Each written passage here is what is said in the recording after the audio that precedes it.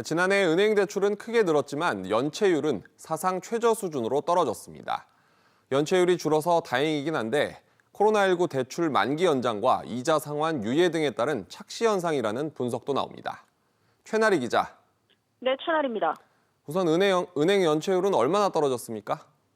네, 금융감독원에 따르면 지난해 12월 말 국내은행의 원화대출 연체율은 전월보다 0.07%포인트 내린 0.28%입니다. 2007년 통계 작성을 시작한 이후 가장 낮은 수치입니다. 앞서 최저치를 기록했던 지난해 9월 말보다 0.02%포인트 더 떨어졌고 1년 전보다는 0.09%포인트 낮아졌습니다.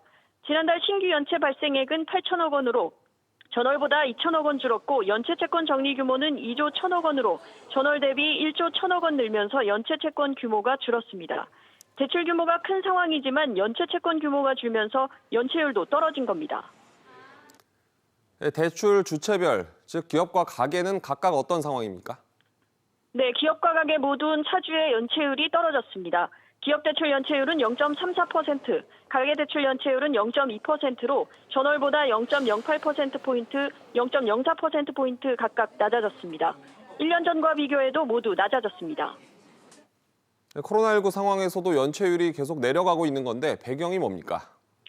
네, 지난해부터 정부와 금융권은 코로나19 위기 극복을 위해 대출 만기 연장과 이자 상환 유예 등을 지원해왔습니다.